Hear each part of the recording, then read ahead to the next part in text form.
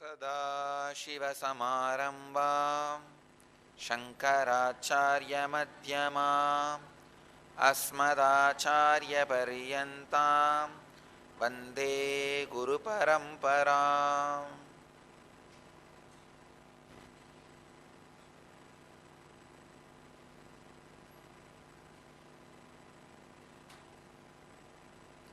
I welcome you all with my love and respects. Today's 100th Sutra of Patanjali's Yoga Sutras. In second chapter, 49th verse.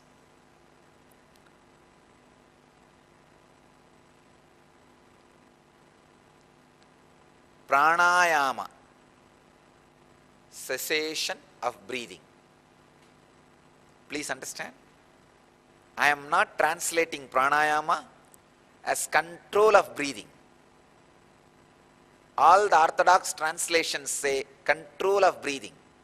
I am translating cessation, means completely stopping.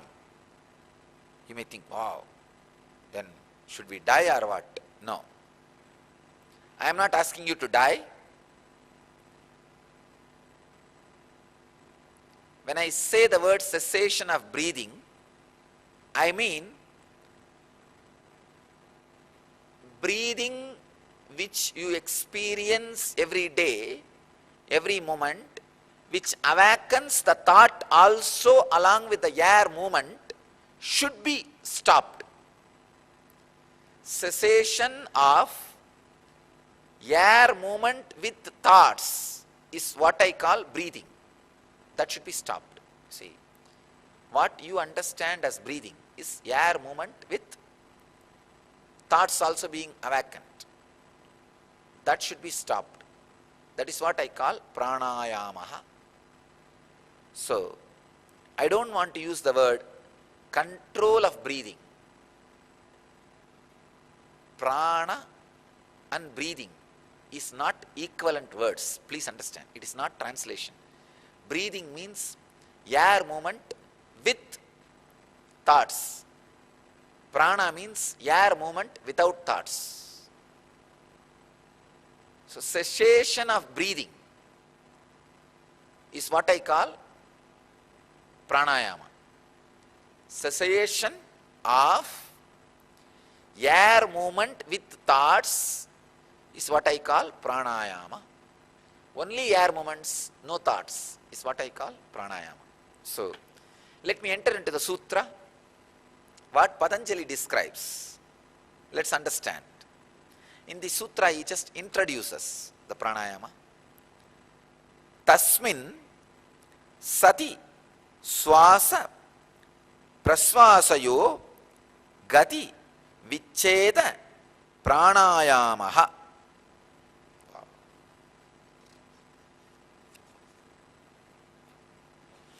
Swami Vivekananda translates the sutra as control of the motion of the exhalation and inhalation follows after this. Swami Prabhavananda translates as after mastering posture, one must practice the prana by practice control of the pranayama by stopping the motions of inhalation and exhalation. Swami Sachidananda translates the sutra as that firm posture being acquired, the movements of inhalation and exhalation should be controlled. This is pranayama.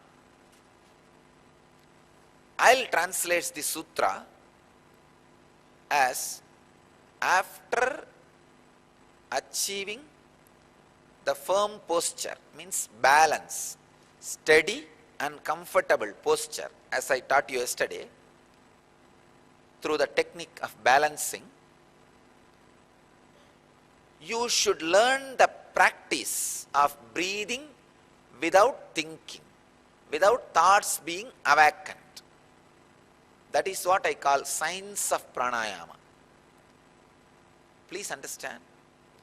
Along with the air movement, if the thoughts are also awakened, you are not inhaling pure prana. The life energy, please understand these few things. Air is not life energy. There is a subtle energy goes inside along with air. That is what is called prana.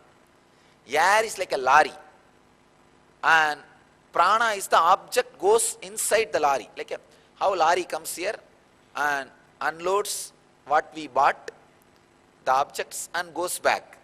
Same way, the life energy is carried by the air, it goes inside, and the life energy gets unloaded into the body, stays inside, and lorry comes out, means the air comes out.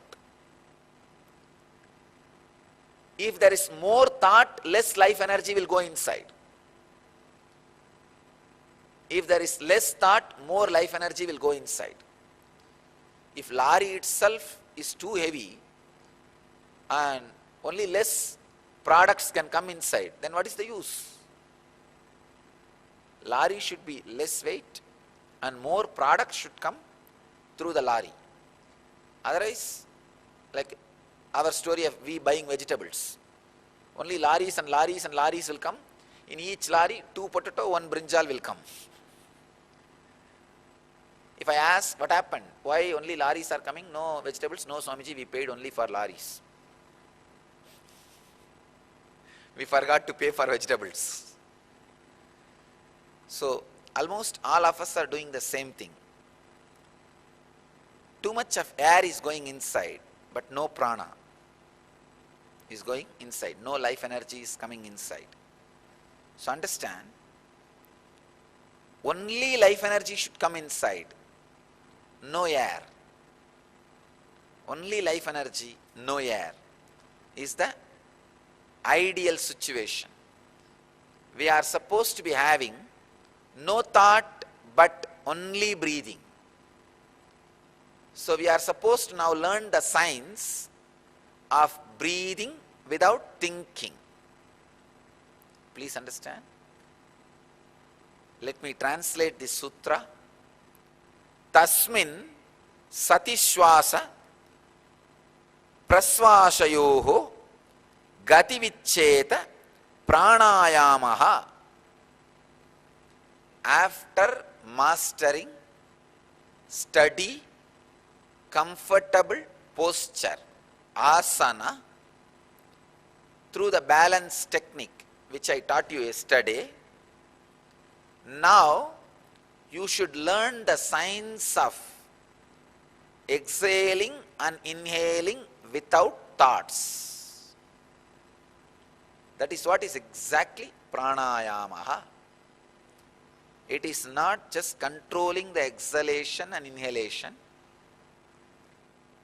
It is controlling the exhalation and inhalation without thoughts. That is what I call cessation of breathing. Cessation of breathing is pranayamaha.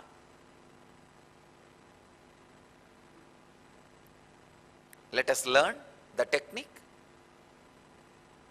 in next sutras. This is the essence of this sutra, essence of this sutra's message. I bless you all to achieve, experience, live, express, radiate and share the eternal bliss. Nityananda. Thank you.